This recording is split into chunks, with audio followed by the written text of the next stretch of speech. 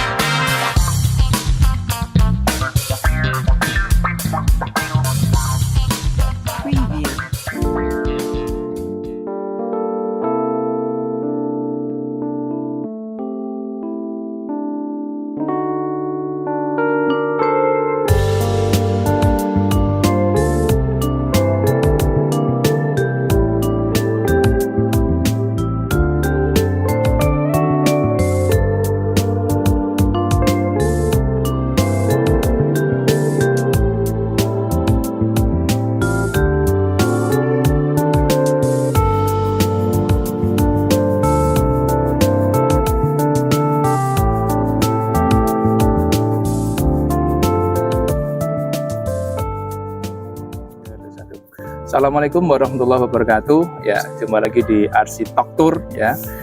Kali ini kita kehadiran Mas Bio ya, Pak. Dengan nama lengkap Bio Liwaus Sidki Abdallah. Ya, ini kalau mengucapkannya itu agak-agak semi susah begitu ya. Tapi nggak apa-apa. Ini barakallah nanti dari orang tua memiliki harapan yang besar ya terhadap nama Mas Bio ini.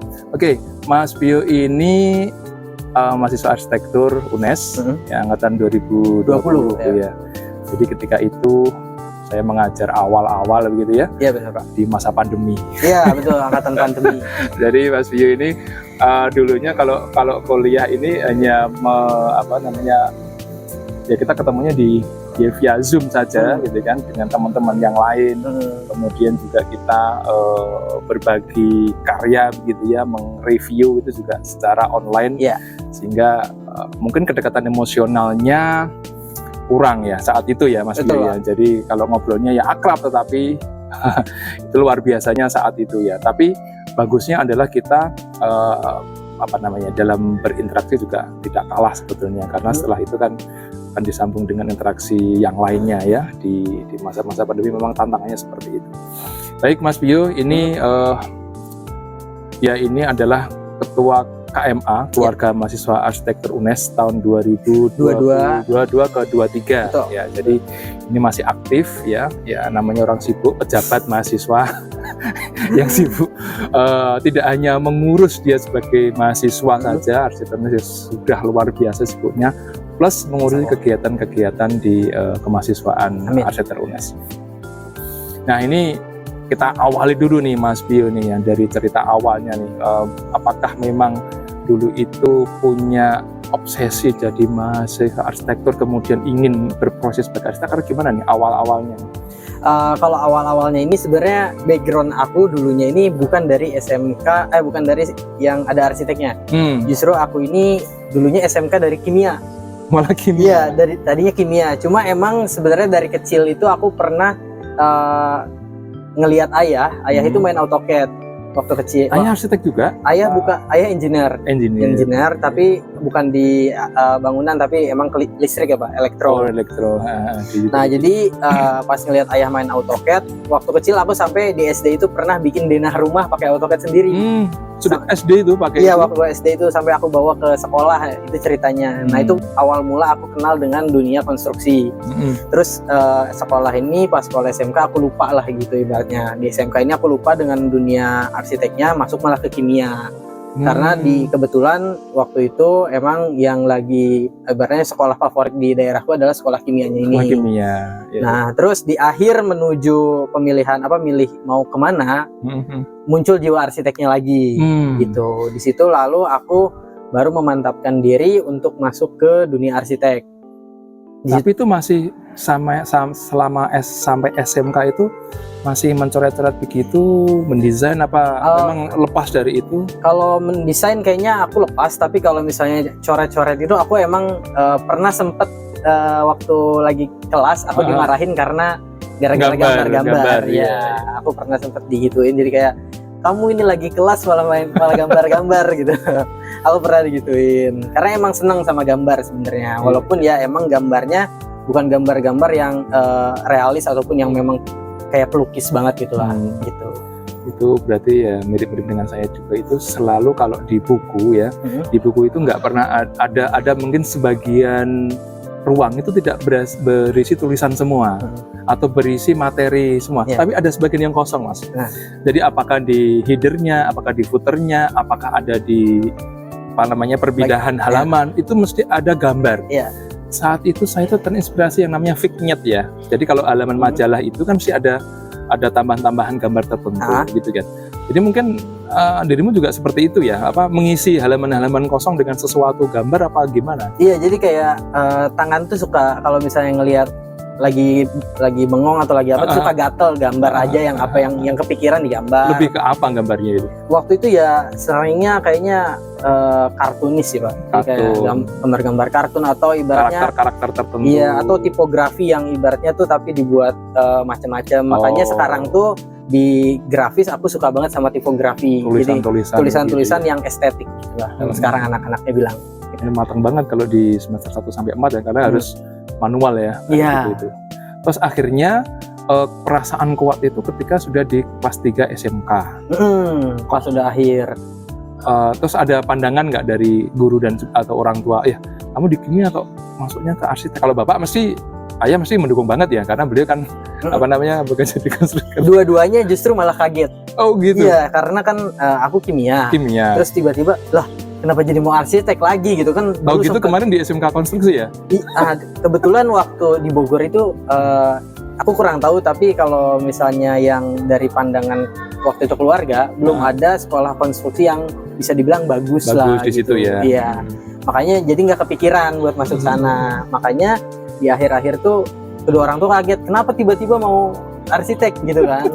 Nah di situ aku meyakinkan mereka kalau memang aku bener-bener pengen ini, ya dengan cara aku membuktikan dengan cara belajar, dengan cara yang walaupun aku ketinggalan gitu kan, aku kimia, aku harus ngejar gimana caranya supaya bisa qualified gitu di arsitek. Nah aku belajar terus.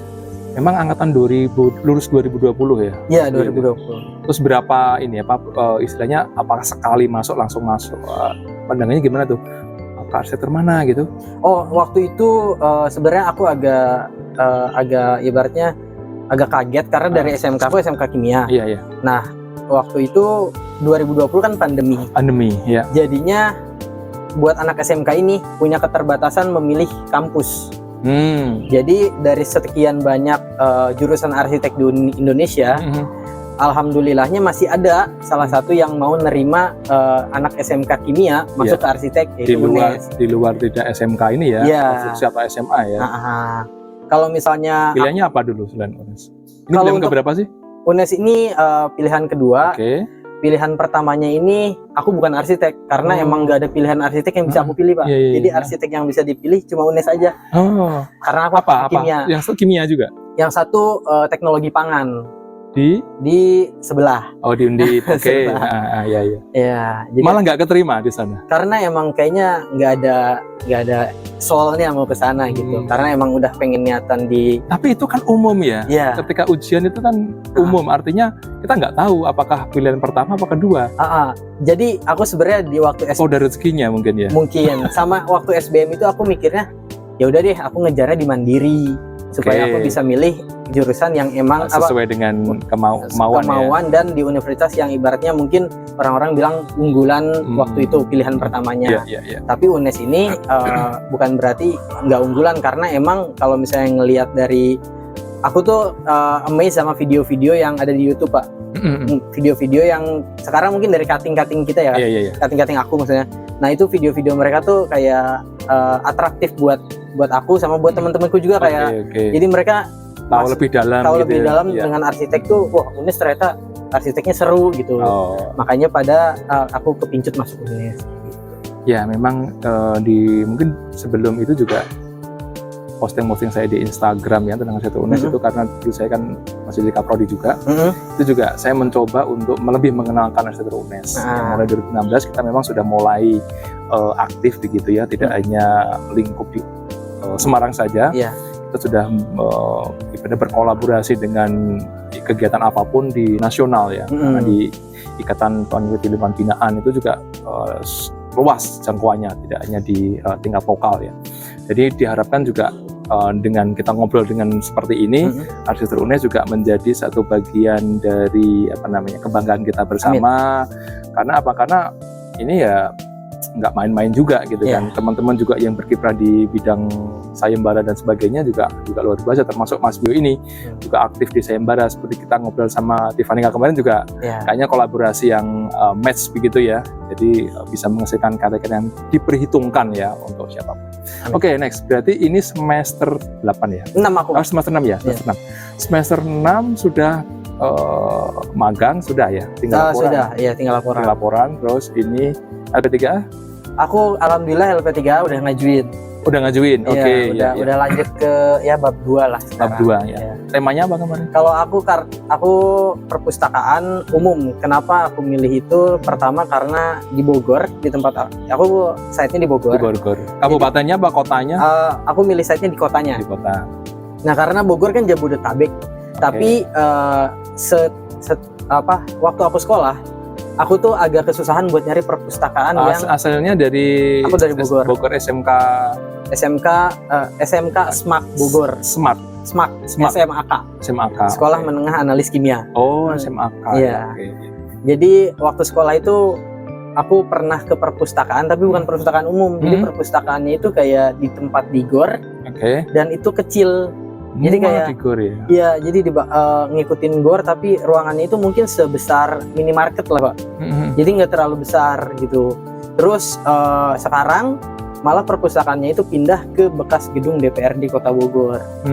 Gitu. Jadi aku ngerasa ini kenapa Bogor yang punya sesuatu yang bisa dibilang dekat sama Jakarta, mobilitasnya juga, besar, tapi nggak punya perpustakaan umum. Makanya aku coba ngambil. Di Pemda pemerintahan daerah gitu juga nggak berkembang. Ada arsipnya. Cuma gedung arsip yang ibaratnya boleh minjem buku di situ, tapi tidak spesial untuk perpustakaan library-nya bukan itu ya. Jadi nggak ke highlight perpustakaannya gitu. Makanya itu alasan aku milih perpustakaan umum. Berarti itu ibaratnya apa ya? Yang ngelola siapa nanti? Apakah tetap Pemda situ? Bagaimana tuh? Kalau aku sih mikirnya tetap dari Pemda kalau bisa. Saya kurang lebih kayak perpustakaan yang ada di Taman Ismail Marzuki sekarang ini, Pak. Lebih apa tuh? Tingkatnya kan kota ya mungkin ya, perpustakaan kota. Iya, perpustakaan kota. Iya, jadinya. Bagus. Jadi mudah-mudahan menjadi kontribusi ya. Siapa tahu nanti kalau memang belum beneran desain bisa diterima, ya kenapa enggak gitu. Ya, amin. Bisa follow up untuk ya siap-siap aja sih. Memang tantangannya begitu ya. Anak-anak arsitek itu harus out of the box. Konsepnya apa kemarin? Kalau aku konsepnya ini pakai pendekatannya ini sustainable architecture, karena Bogor kan bisa dibilang walaupun ibaratnya rame, tapi itu tempatnya sejuk ya, Pak. Jadi kalau penggunaan cahaya alami atau penghawaan alami di situ enak bisa digunain gitu. Jadi makanya aku pakainya gimana caranya memanfaatkan energi terbarukan atau ibaratnya sesuatu yang pencahayaan alami, penghawaan alami bisa diterapkan di bangunan aku gitu. Kalau menurut saya ya Mas Bio ya, itu bagus sih. Ya. Cuman itu sebetulnya saya pikir konsep-konsep sustainable architecture itu menjadi satu pakem ya atas hasil apa yang akan diproduksi oleh teman-teman arsitektur UNES. Jadi kalau mau ingin advance lagi, saya pikir Mas Bio juga harus memiliki pendekatan yang lebih spesifik. Saya pikir loh ya. Nanti nggak tahu dengan Pak Bimbing seperti apa. Cuma menurut saya itu ya iya begitu kan. Kita mendesain ya itu harus tetap sustainable. Karena apa? Karena hari ini kalau nggak seperti itu ya apa gunanya kita meng-create sesuatu yang lebih lebih baik lagi kan begitu. Kemudian yang kedua, kita juga harus sama-sama menjunjung visi UNES ya, sebagai universitas ya berwawasan konservasi. Itu implementasinya ke desain. Ya saya pikir untuk spesifik bolehlah nanti di advance lagi. Saya pikir untuk diskusikan apakah nanti di geometriknya, apakah nanti ke kulturnya, apakah nanti kemudian ke ibaratnya fenomenanya seperti apa, atau materialnya ya. Saya pikir itu lebih oke lagi, karena kalau hanya sekedar pendekatan di sustainability, kayaknya semua harus seperti itu. Kita menekankan teman-teman yang sedang TA ini, ya itu pasti gitu kan. Yang kedua yang pasti lagi adalah perilaku. Apakah ada mendesain tanpa memperhitungkan perilaku? Saya pikir semua. Iya, semuanya pasti. Artinya itu kurang advance lagi gitu kan ya. Jadi di atas itu saya pikir akan lebih baik. Oke. Jadi sudah siap TA gitu ya. Jadi karena suksesi kepengurusan kapan sih KMA ini? Aku demisnya ini nanti di bulan Agustus setelah etalase. Siap ya. Ya etalase selesai, mungkin sekitar 2 minggu atau 3 minggu dari situ langsung pemilihan ketua yang baru. Ya habis itu baru fokus ke TA. Betul, ya langsung gitu full ke akademis lah gitu. Semester ini habis, ya wisuda dan sebagainya. Oke, kemudian ini magangnya gimana nih? Kemarin cerita ya, teman-teman kan biasanya di konsultan, di apa kalau Mas Bio ini kemarin magangnya gimana? Kalau aku kebetulan bisa dibilang beda magangnya, dan kemungkinan aku bakal magang lagi karena apa? Jadi aku ngikutin program dari kampus, program dari pemerintah, yaitu MBKM. Jadi dia magang dan studi independen bersertifikat. Jadi aku MSIB namanya. Jadi aku ikutan program yaitu namanya BIM for Architect. Jadi aku belajar Building Information Modeling, itu menggunakan software yang mungkin sekarang lagi banyak dikembangkan, khususnya di PUPR Pak. Di PUPR ini banyak pakai, hampir seluruhnya pakai BIM, pakai Revit khususnya. Jadi di situ aku belajar dari mulai pengenalan Revit sampai ke di akhir ini aku belajar juga tentang documentation report, dan juga di sana juga sekalian bahas RAB-nya juga pakai, kalau nggak salah fasilitas yang dibuat dikasih dari mereka itu namanya estimator.id gitu.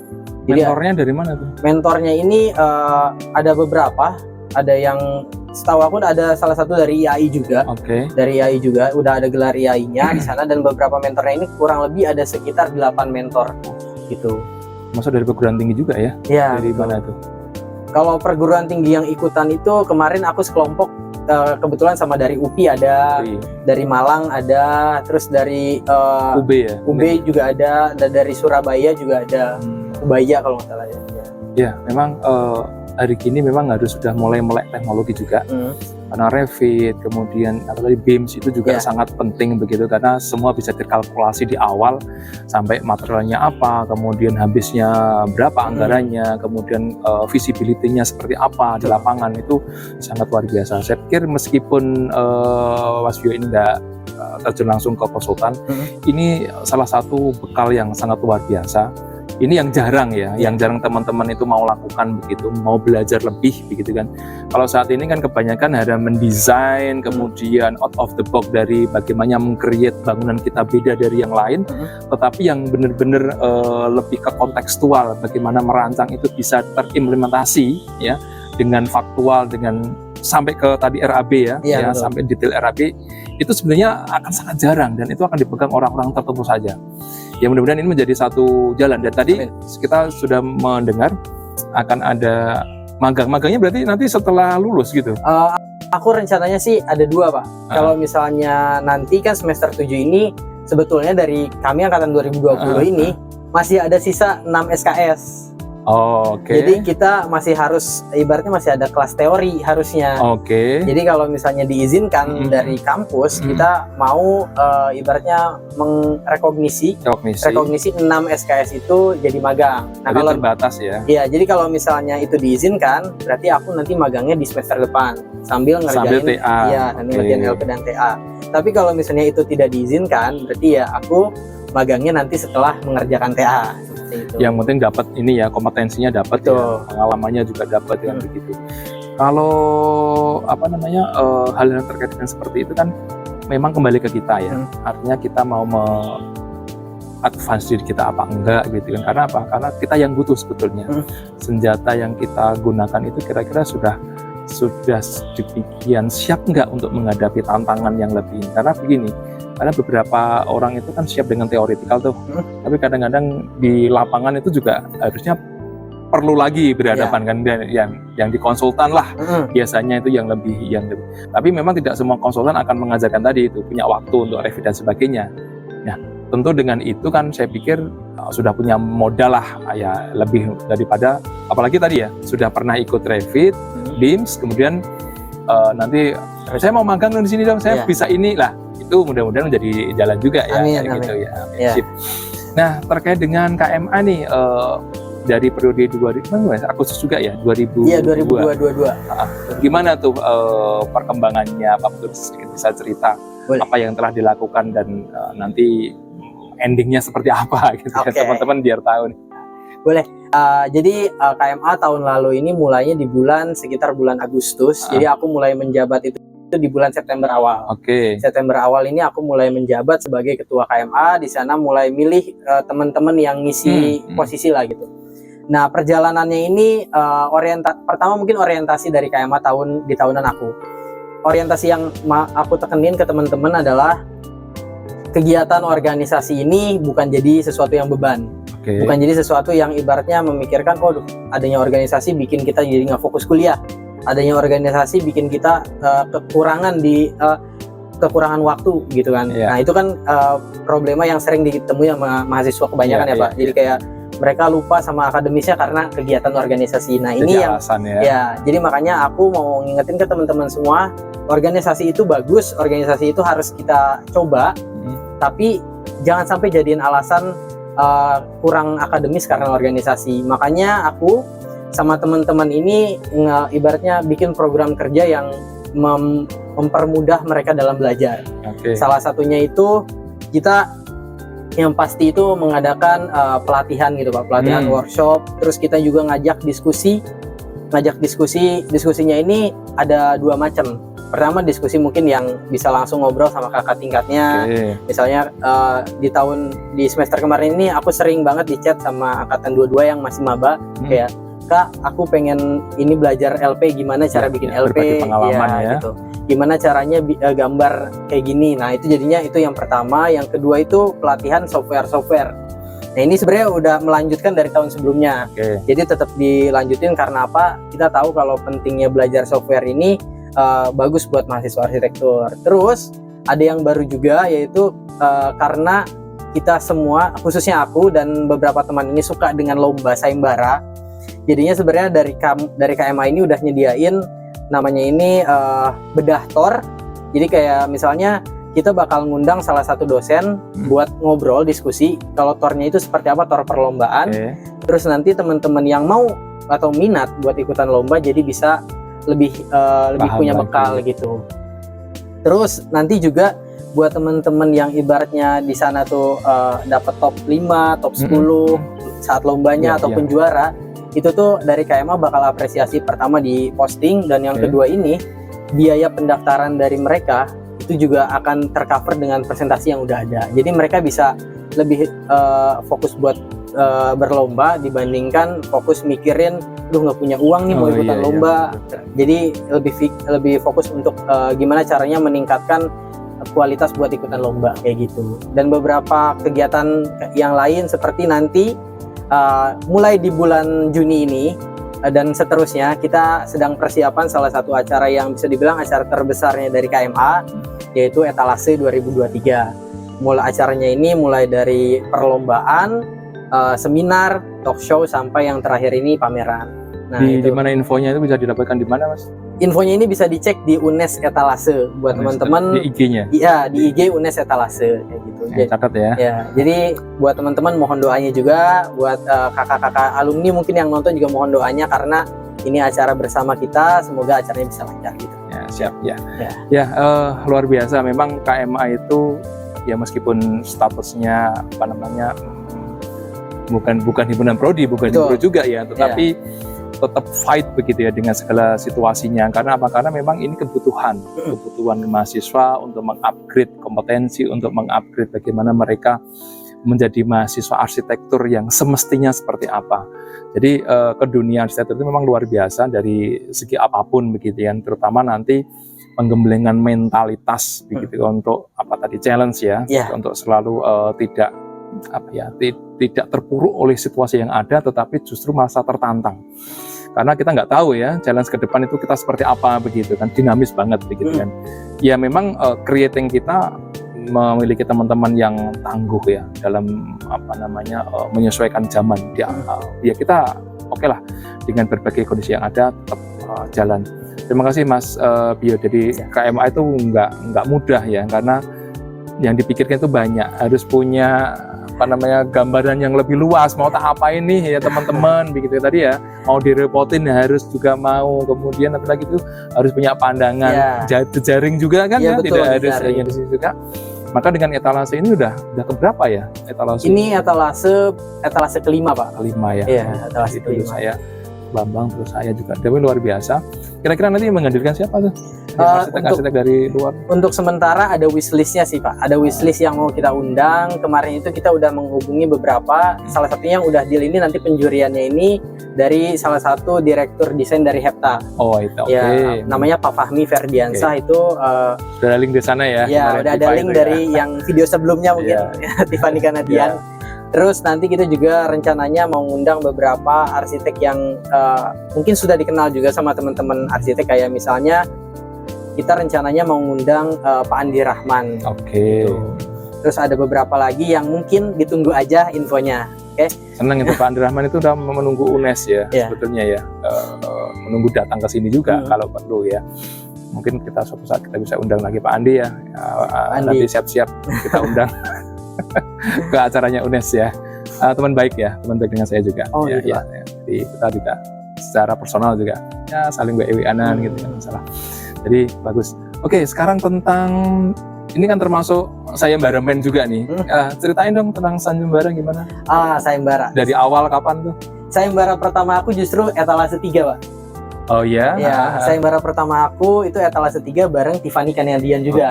Jadi di sana pertama kali aku ikutan sayembara bareng dia. Ya itu masih coba-coba lah Pak. Jadi emang belum dapat nominasi bahkan, jadi cuma emang submit dan itu berkarya lah. Ya berkarya, mencoba gitu. Mencoba memberanikan diri itu kalau nggak salah masih semester 2. Jadi kayak masih baru banget. Jadi aku belum tahu gambaran sayembara itu seperti apa, bagaimana persaingan di sana. Nah itu aku semester 2, terus aku mulai lagi di semester 3. Buat apa sih dulu? Waktu awal itu aku pusat UMKM karena habis pandemi Pak, pasca pandemi. Jadi gimana bikin sebuah tempat kayak mereka yang ibaratnya setelah menghadapi krisis karena pandemi, terus mereka ingin bangkit lah gitu, pulih lagi. Nah disiapkan suatu tempat yang namanya pusat UMKM itu. Makanya diangkat temanya oleh etalase 3. Itu angkatan 2018 kalau nggak salah. Panitianya dari UNES. Terus yang kedua ini alhamdulillah aku dapat juara 3 itu di sayembara portal itu Small Office House Office. Dari nasional itu nasional dari Universitas Krishna Dwi Payana. Ini juga bareng Tiffany Kanadian. Ini pertama kalinya aku bareng Tifa dapat penghargaan juara di situ tahun 2021. Terus abis itu lanjut lagi beberapa masih berjuang sebenarnya, masih berjuang untuk mendapatkan juara kalau aku. Kalau Mbak Tifa kan kemarin udah dapat juara 1 alhamdulillah. Nah aku masih berjuang lagi untuk bisa mendapatkan ya predikat itu untuk jadi ibaratnya penghargaan untuk diri. Yang terakhir itu aku ikutan sayembara shelter di Universitas namanya itu Archirei kayaknya, Universitas Hasanuddin kayaknya. Universitas Hasanuddin. Jadi aku ikutan di sana bareng Tifanika juga sebenarnya, bareng Tifanika dan juga namanya satu lagi Faik. Faik Mursi dan Hartiantoro itu juga tim aku. Jadi kita sering bertiga ikutan sayembara gitu.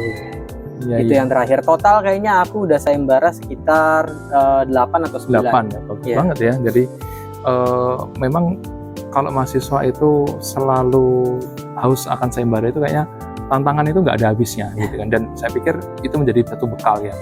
Selalu dibikin portofolio ya. Udah Pak, udah ya, udah ada. Jadi teman-teman itu kalau mau memiliki portofolio ya harus banyak berkegiatan begitu ya. Karena arsitektur sebetulnya bisa kok diawali dari bagaimana kita melakukan sesuatu itu ketika kita mahasiswa. Kalau semakin banyak portofolio itu artinya roadmap-nya itu sudah jelas begitu kan teman-teman yang.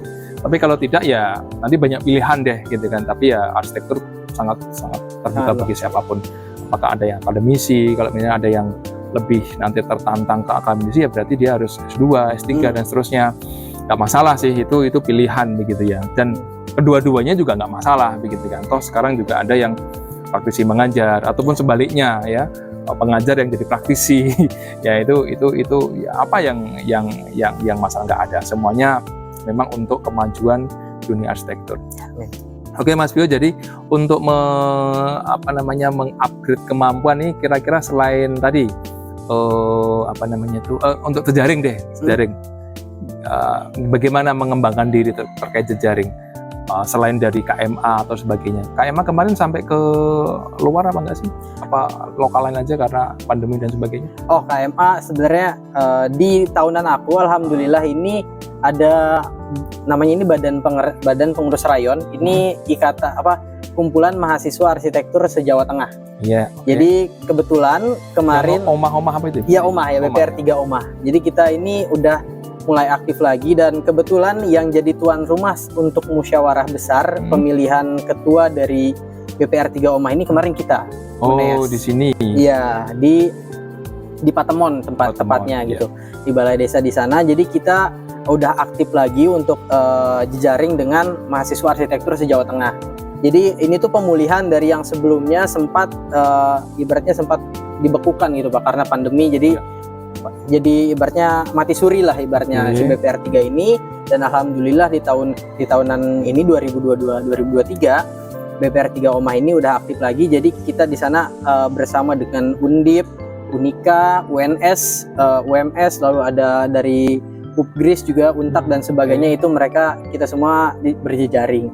Lalu kalau misalnya dari yang lainnya ini kita sempat udah ada kontak dengan beberapa universitas untuk ngobrol langsung gitu, benchmarking gimana ibaratnya gimana sih kuliah di sana dan gimana ibaratnya apa yang bisa kita terapkan di sini, apa yang bisa ibaratnya mindset yang kita terapkan di sini. Itu kemarin kita sempat sama yang UMS juga sempat, terus kita sempat ngobrol juga dengan salah satu kahim dari Undip. Waktu aku mubes aku sempat ngobrol dari kahim Undip, itu ngobrol gimana sih di Undip tuh, gimana ngobrol ibaratnya pembelajaran di sana, gimana ibaratnya organisasi di sana juga sempat ngobrol. Jadi kalau saya jejaring, alhamdulillah teman-teman juga udah sampai implementasinya apa itu Mas? Gimana? Artinya itu kan masih dalam rangka apa ya, penyatuan atau koordinatif ya.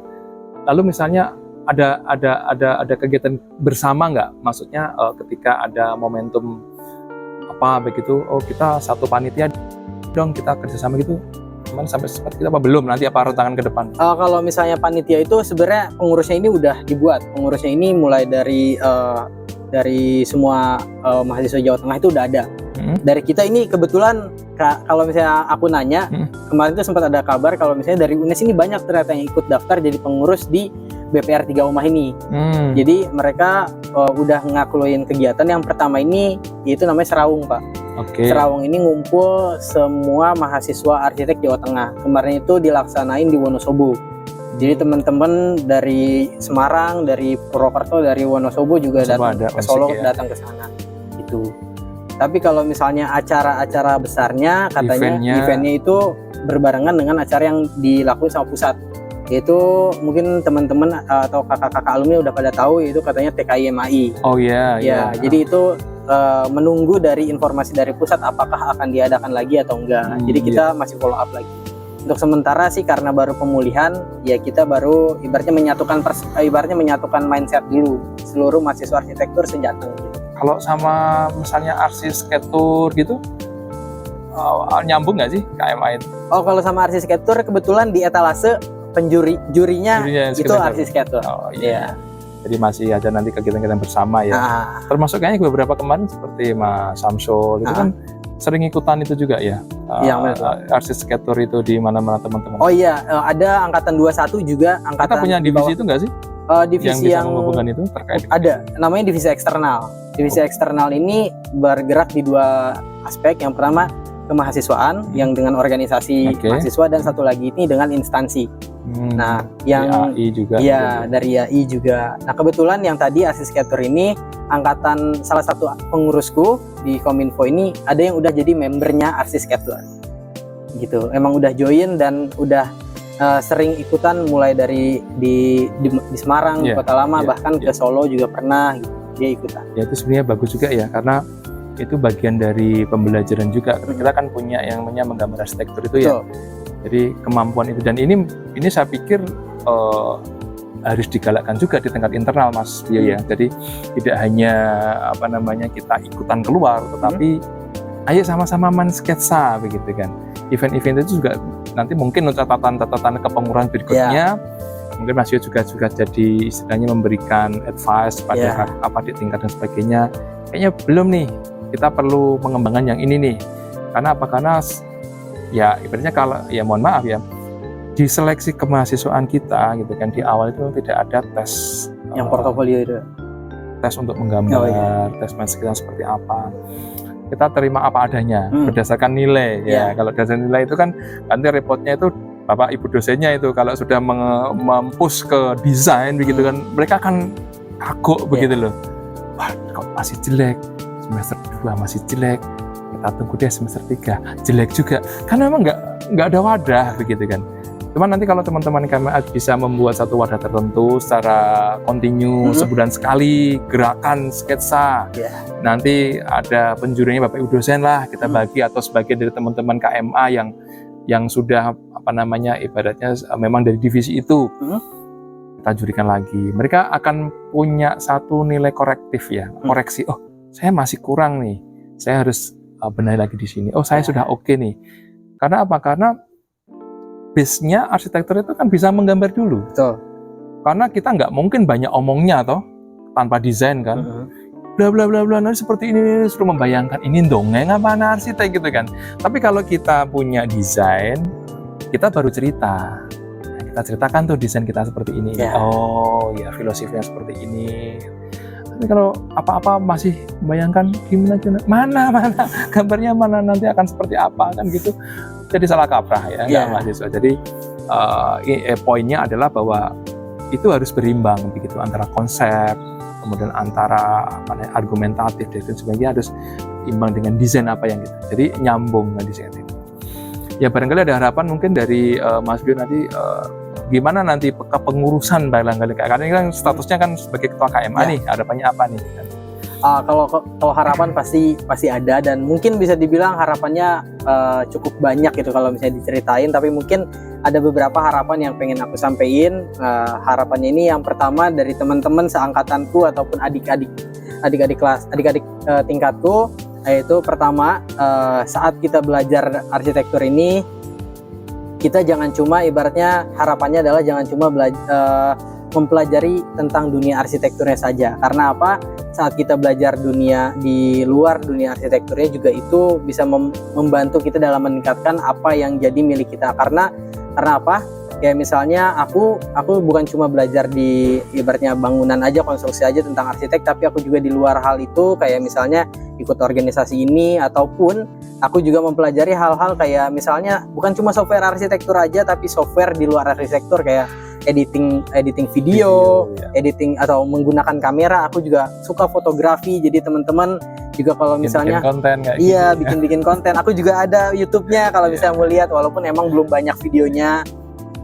Jadi kalau misalnya menurutku buat teman-teman atau adik-adikku di adik-adik tingkatku, explore itu jangan cuma explore dari arsitekturnya aja, tapi di luar itu juga kalian explore. Karena apa? Saat kita kalau misalnya ngelihat dunia kerja bukan cuma dari arsiteknya aja, tapi kita juga dilihat dari hal-hal di luar arsitekturnya juga. Harus ada nilai plusnya, harus ada sesuatu yang mewarnainya. Karena kan betul kata Mas Bio bahwa kemampuan kita kalau tidak diiringi dengan kemampuan untuk mempublish, mempromot, ya kan, memarketkan diri itu juga ya nggak akan ada yang beli ya, kayak gitu ya. Dengan seperti ini, insya Allah ini menjadi satu inspirasi yang sangat luar biasa ya bagi teman-teman yang lain. Jadi barangkali yang mau, yang masih saat ini masih diem aja, yang kurang apa ya, lakukan apa yang menjadi passion Anda. Ya. Oke, terima kasih Mas Bio. Terima kasih juga waktunya. Terima kasih. Mudah-mudahan ini menjadi manfaat bagi kita semua, teman-teman yang menyaksikannya, dan sampai jumpa di tempat lain. Jangan lupa subscribe, like, and share Rihans Channel. Sampai jumpa. Dadah.